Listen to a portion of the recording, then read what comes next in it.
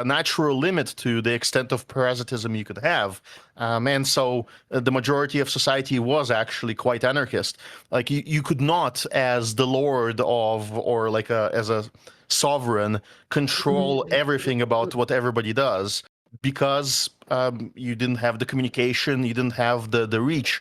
And so there was a lot of self-governance among people, among villages, and among like ownership holders. And then with the rise out of the Dark Ages and towards the high medieval ages and Renaissance, the whole movement was to grant ever smaller vassals their own land as a reward.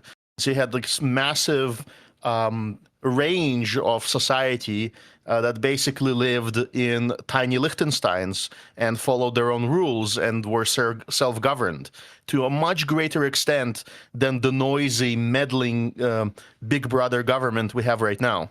And I think you said something. And also, there there was also the tendency of castle building, right? When you get castle building, that is, you know, individual lords, individual local power people can actually, like, you know, defend themselves. You don't get as much empire after that, because then the power is distributed as well. Like, as against in the Roman era, you don't really have castles, right? Castles are fortified medieval homes, in effect. You don't get that in the Roman era. It's all military. Yes, and it's like there's a lot more localism, and it's not really that communal.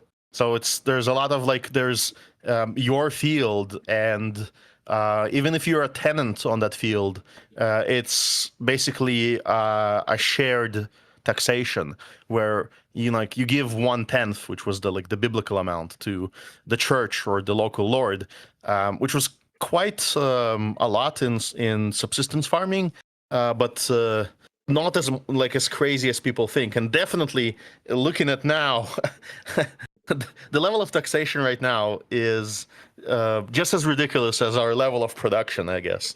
Mm-hmm.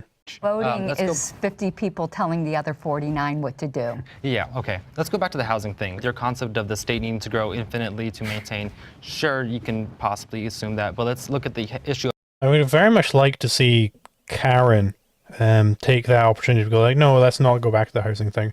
Instead, let's say voting is 9 people on an island raping a woman, because they all took a vote. They all took a vote, and the vote said that the sex will go forth. And the 9 gang rapists, they won that vote. And you, sir, Mr. Socialist, you advocate for rape, therefore. That would have been a much better line of attack then. Well, let's go back to the housing, and that's, milquetoast capitalists, get the fuck out of here right now. We need something strong. We need something really strong, like socialists want rape. That's what we need right now. We need socialists advocate rape. That's the kind of rhetoric we need. Of housing, where this is tantamount the exact opposite case. As the state has grown, as we have grown more and more regulations, we have stunted our ability to build. So let's look at California. I love the state, it's my home state, love it to the ground, but we have kneecapped our ability to grow. Let's look at that train we built. Because of our size of our state and because of the amount of regulations we put in place, environmental, all good and well, but when you overdo it... No! All good and well. Bad, no. Milquetoast capitalists, just fuck off. Just, He's California. You're not Can you expect needed. anything else? Both of these are on the socialist side. Get the fuck back over there. I sort of understand where they're coming from, but again, this is their issue. It's always the unseen. The unseen part is if there is a factory that pollutes, and you can record the harm to your land, you can record the harm to your farm.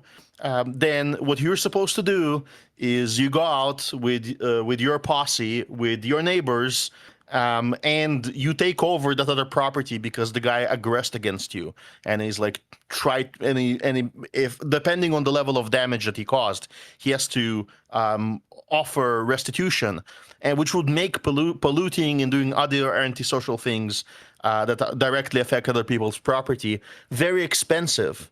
but instead we have the state regulators that come in and say, oh, no, no, no, no, no. You have to rely on us for restitution. You have to rely on us for retribution. I think the issue is more the motivation, right? Like there's this altruist motivation that the environment needs to be saved.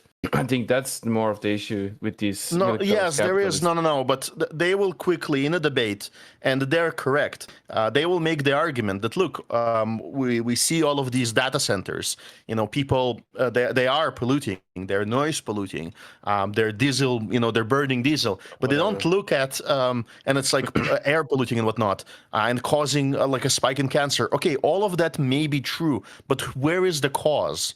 The cause is that you've outlawed effective energy production. The cause is that you've outlawed retribution, and you've monopolized like the systems of punishment to the point where corporations are exempt from it because they and their armies of lawyers, they have limited liability, and you just cannot get the damages back. You're not allowed to. And what the cops will do is they will protect the corporation. So what the socialists see, what they observe, is their vision of capitalism where the police protects the evil corporation. But their vision of capitalism is not capitalism. This is the socialism produces what they call fascism, which is the merger of the corporation and the state. And they don't see that. They don't see how the monopolizing of the police caused that. Because once the police is monopolized, well, you have a single source of failure point where if you're not allowed to defend yourself, and engage in warfare against a person that harmed you, then all they have to do is buy the police, and they have you, and they can do whatever they want to your property. So that's not capitalism. That was the socialism that caused that issue. But he will never say that. He will say, oh, no, because we have the socialism of the lack of policing, of pollution, we need the socialism of the big government regulations of the environment. And it's important to note that this is a completely self-made problem, because before you had limited liability, you could just directly sue your neighbor. You could just directly sue someone who is aggressing on you via this pollution, which could be anything else. It doesn't have to be pollution, right? You could sue for this, but because there's this limited liability, they thought, okay, let's go ahead and not solve this problem. Let's add a band-aid fix, which actually just becomes another problem of its own with these environmental regulations. So they never fix the problem. They just add more things that destroy, they make the situation worse. I kind of doubt this is his motivation, though. I think his motivation is kind of altruist, but like the environment needs to be saved, and like that seems to be both of these two. Like they are like environmentalists. He's from California. I wouldn't expect any less. Yeah. Oh, yeah, I think there are some anti-human or altruist element there in their thinking. And, sorry, I was just going to insult his coat because I thought it zipped all the way up. Not a good coat design. Anyway, let's continue. We make it so that we have a sliver mile